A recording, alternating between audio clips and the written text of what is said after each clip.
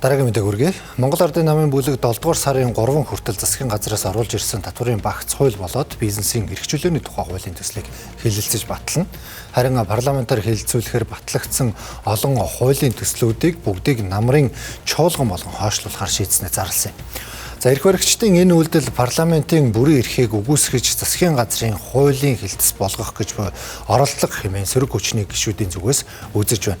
За парламентод 68 суудалтай Монгол Ардын намын бүлэг хаврын чуулганыг дуустал засгийн газраас оруулж ирсэн хуулиудыг хэлэлцэж батлахар шийдснээр зарласан.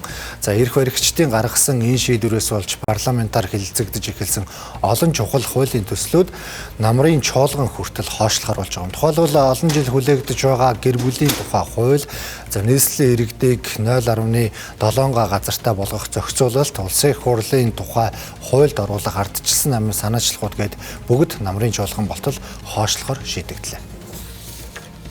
Ерөнхий сайд нь засгийн газар нэг өглөөс ирээд нэг юм бодож олдог.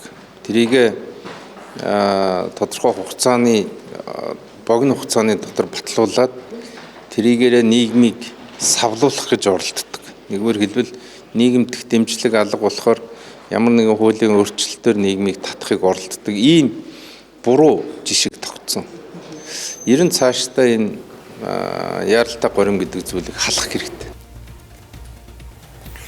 За уг нь парламент хэлэлцэж батлах хуулийн төслүүдэд өмнөх чуулганы хугацаанд сайтар төлөвлөж дараалалд оруулдаг журамтай.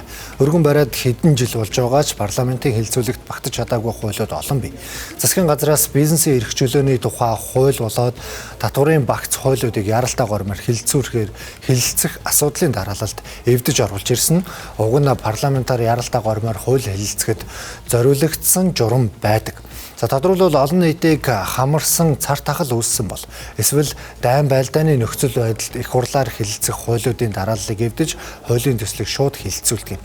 Гэвч энэ удаад эрх баригч нам засгийн газрын ажлыг дэмжихийн тулд парламентын мөрдөж ирсэн журмыг бүрэн өөрчиллөө.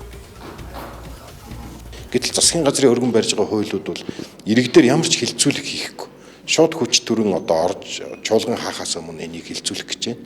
За хоёрдугаар чуулганаа бол сунгаад хуралдах боломж байна. Гэтэл одоо 7 сарын 3-нд чуулганаа хаана тэгсэн мөртлөө хэлцэх ёстой хуулиудаа хэлцүүлэхгүй зөвхөн засгийн газрын хуулийг ингэж яаралтай гормоор хэлцэж байна гэдэг бол улсын их хурл бол үндсэн үйл ажиллагаагаа хийж чадахгүй болсон байгаагийн илэрлэл гэж бодож байна.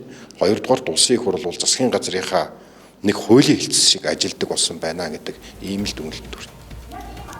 За Монгол улс парламентын засаглалтай улсын их хурл засгийн газрын үйл ажиллагаанд хяналт тавьж ажиллах үүрэгтэй. Гэвч энэ дарааллыг Монгол Ардын нам өөрчилж засгийн газрыг алга авсран дэмжих үүргийг парламентын намын гишүүдтэй үүрэг болгосон. Гэхдээ дотоод хагаралн тогооноос халсан эрх баригч намын гишүүд бүлгийн шийдвэрээ дагна гэдэг нь эргэлзээтэй сэдвүүдийн нэг үлээ.